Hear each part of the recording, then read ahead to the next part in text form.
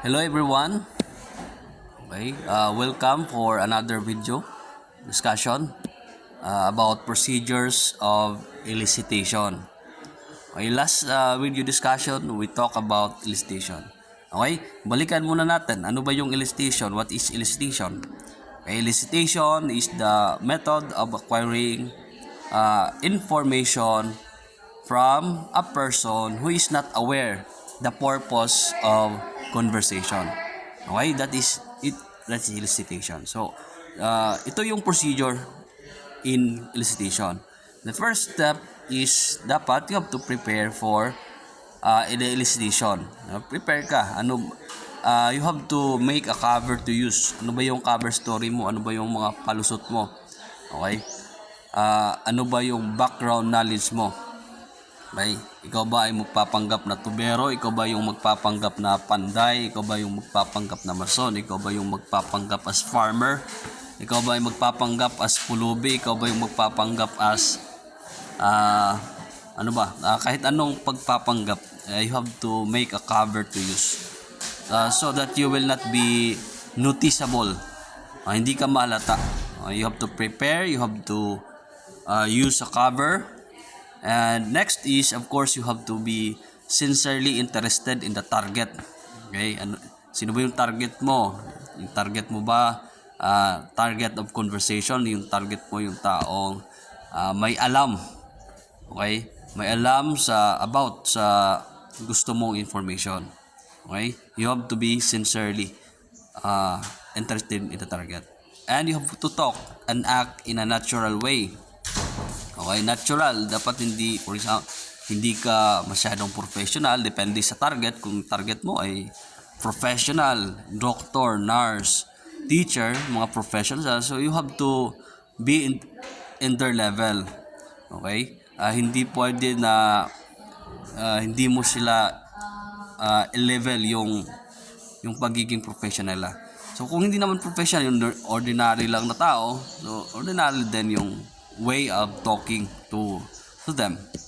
And you have to pay attention to the target's nonverbal reaction. Pag sinabi nonverbal, ito yung mga galaw, yung facial expression, yung eye movement niya, yung galaw ng kamay niya.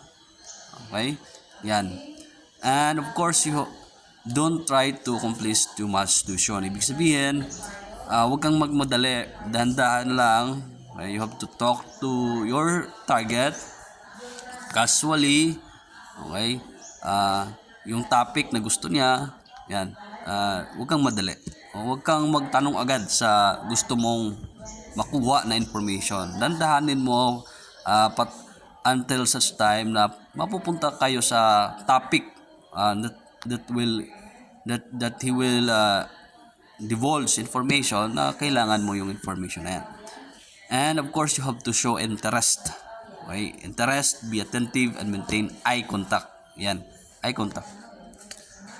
You have to, and of course, lastly, let the target talk about the topics of interest to him. So, ano yung gusto niyang topic?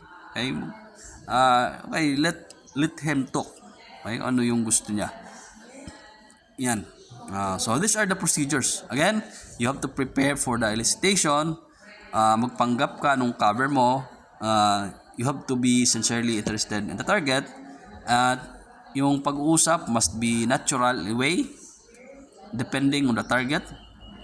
Pay attention to the target's nonverbal reaction. Ano ba yung mga nonverbal? Pag namin nonverbal, ito yung facial expression, eye movement, etc. And of course, huwag kang magmadali to accomplish para makuha yung desired information. Kaya dahan-dahan lang. And of course, you have to show interest. Kasi nga, kung wala kang interest na makipag-usap sa target mo, baka mahalata ka lang. Or hindi na siya makikipag-usap sa iyo. Okay, so you have to show interest. And of course, paano ba natin malalaman if the person is showing interest with the conversation? Okay? Yung tinatawag na eye contact. So, of course, kung nag-eye contact yung tao, alam natin that he is attentive. Okay? Gusto niya na makipag-usap sa atin. Gusto niyang makinig sa atin. Yan. Then, of course, you have to let the target to talk about the topics of interest to him or her. Okay?